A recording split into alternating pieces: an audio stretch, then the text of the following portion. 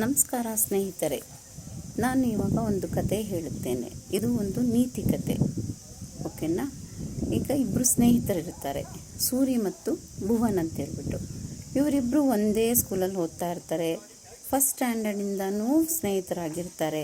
ಹಾಗಾಗಿ ಒಬ್ಬ ಸ್ವಲ್ಪ ಡಲ್ ಇರ್ತಾನೆ, ಇನ್ನೊಬ್ಬ ಸ್ವಲ್ಪ ಕ್ಲೆವರ್ ಇರ್ತಾನೆ. ಸೊ ಹಾಗಾಗಿ ಅವರ ಊರಿಗೆ ಒಬ್ಬ ಸನ್ಯಾಸಿ ಬರ್ತಾನೆ. ಸನ್ಯಾಸಿ ಬಂದಾಗ ಇವರಿಬ್ಬರು ಸ್ನೇಹಿತರು ಅಲ್ಲಿ ಹೋಗಿ ಆ ಸನ್ಯಾಸಿಯನ್ನು ಮಾತನಾಡಿಸಿಕೊಂಡು ಆಶೀರ್ವಾದ ಪಡೆಯಲು ಹೋಗುತ್ತಾರೆ. ಆವಾಗ ಸನ್ಯಾಸಿಯು ಸೂರ್ಯನನ್ನು ನೋಡಿ, ನೀನು ಫಸ್ಟ್ ಕ್ಲಾಸಲ್ಲಿ ಪಾಸ್ ಆಗ್ತೀಯಾ ಅಂತ ಹೇಳ್ತಾನೆ. ಭುವನ್ಗೆ ನೋಡಿ, ನೀನು ಫೇಲ್ ಆಗ್ತೀಯಾ ಅಂತ ಹೇಳ್ತಾನೆ. ಆವಾಗ ಇಬ್ಬರು ಬಂದುಬಿಟ್ಟು, ಸೂರಿ ನನಗೆ ಸನ್ಯಾಸಿ ಹೇಳಿದ್ದಾರೆ ನಾನು ಫಸ್ಟ್ ಕ್ಲಾಸಲ್ಲಿ ಪಾಸ್ ಆಗ್ತೀನಿ, ನಾನೇನು ಕಷ್ಟಪಡೋ ಹಾಗಿಲ್ಲ ಅಂತೇಳ್ಬಿಟ್ಟು ಮೂವಿ ನೋಡೋದು,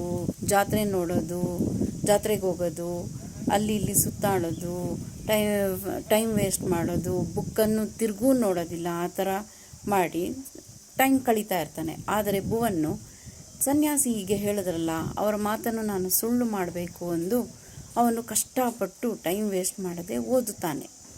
ಇನ್ನೇನು 2-3 ತಿಂಗಳಲ್ಲಿ ಎಕ್ಸಾಮ್ ಸ್ಟಾರ್ಟ್ ಆಗುತ್ತೆ. ಸೊ ಇಬ್ಬರೂ ಎಕ್ಸಾಮ್ ಬರೀತಾರೆ.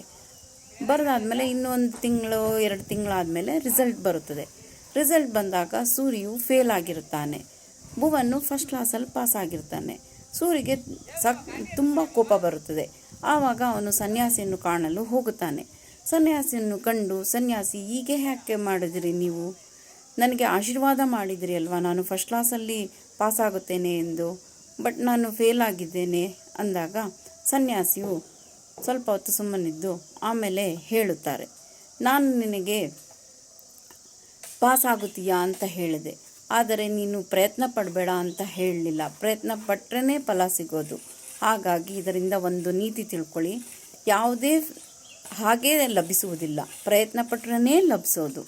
ಇದು ಒಂದು ನೀತಿಕತೆ. ದಯವಿಟ್ಟು ನನ್ನ ಕಥೆಯನ್ನು ಕೇಳಿ ಮತ್ತು ಶೇರ್ ಮಾಡಿ, ಸಬ್ಸ್ಕ್ರೈಬ್ ಮಾಡಿ, ಹಾಗೆ ನನ್ನ ಚಾನಲ್ನು ಬೆಳೆಯಲು ಅವಕಾಶ ಮಾಡಿಕೊಡಿ. ಧನ್ಯವಾದಗಳು.